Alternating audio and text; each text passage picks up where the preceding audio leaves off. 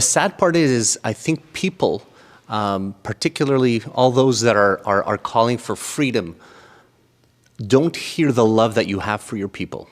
You are doing this because you care for your family, you care for all the so-called Palestinians, the Arabs who live in what is now called the territories. You're doing it out of their concern for this violence to end and for this coexistence.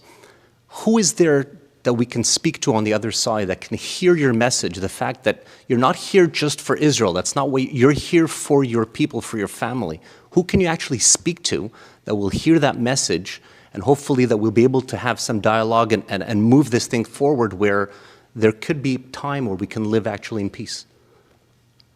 Is this how you want me to be perceived?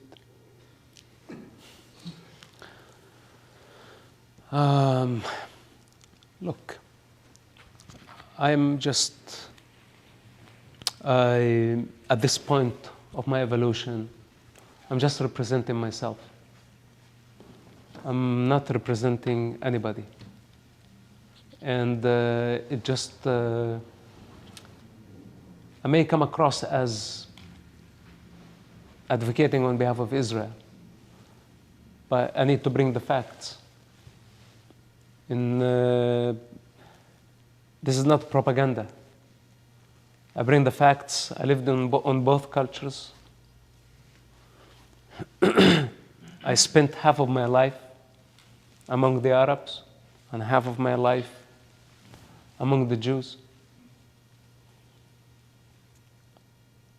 And this is my authority, this is my experience.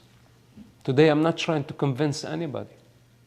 I'm here to actually challenge and, most importantly, to condemn. Do you know what the word condemn means? I'm not here to convince. You want to listen, you listen. You don't want to listen, then you have to deal with the consequences. I will not be there. And I will not be participating in the chaos that you create, because this is your realm. This is your creation. And I don't have compassion towards mothers who celebrate and rejoice the death of others' children. Then, when their turn comes, eventually, they weep. As they weep, I don't cry and I don't rejoice. I have zero compassion. It's their creation, the reality they created for themselves. And you'll have to accept it. And you know what? No one is above this authority. No one is above the authority of the universe, because the universal laws are the laws of cause and effect, not right and wrong. Because what is right here is wrong on the other side. And what is right on the other side is wrong here. Then this is a rabbit hole we can never end. My people gave up on me a long time ago.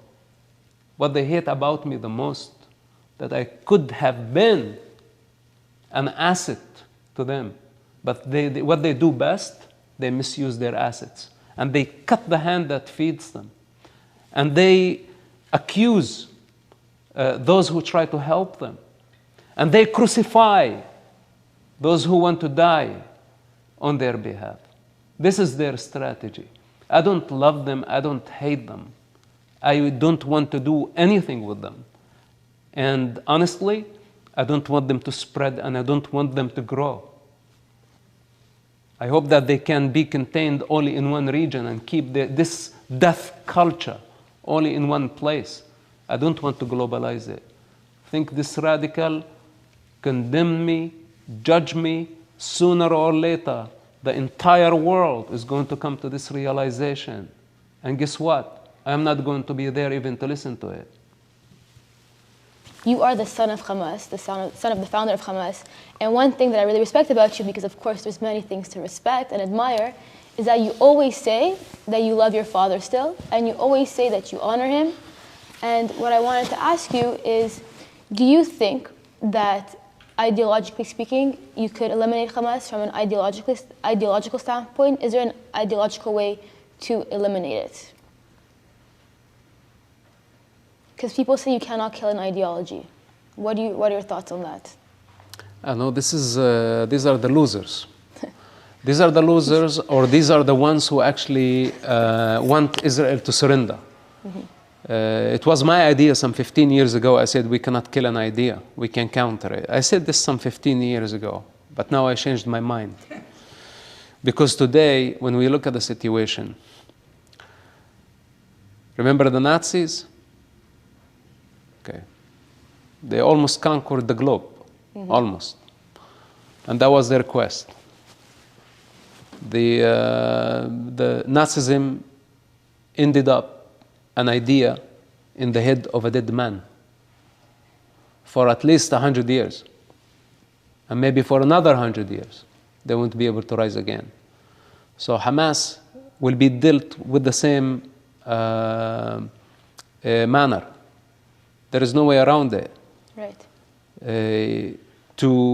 I personally will never agree to live in a society where I am ruled by savages or by gangs on the streets or by the mob, because I know that I cannot satisfy their ambition. And the more I want to give them, tomorrow they want to come to take my property, or maybe one room at my property, then they want to take the other room, then they want to take the property, then they want to take maybe my wife, then they want to put me to slavery. Nothing can satisfy this type of mentality that actually choose violence and think that everything is given or taken. We are in creation. You create it. Everybody has that creative power. You build it. You own it. Then you have the right to destroy it if you want. This is your business. But if other people developed it, worked very hard towards that goal, now you come and you want to take over, they are attracted about the harvest. It's not about the land. Right. The land requires hard work throughout the seasons in order to save for the winter. But then the thief comes and he wants it easy. They just want to take the harvest. It was not about the land. It's about the developed land. So speaking in terms of my relationship to my father chose to be on the wrong side of history. And this is why I had to defy the line. I think he's a good father, but on the other hand, he's a very bad leader.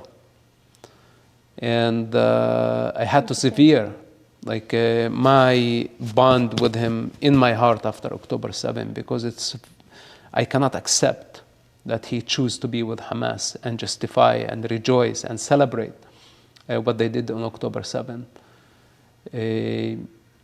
So who's my father at the end of the day? And why does it really matter? I'm a self-made man, and I have no concern for human opinion, period.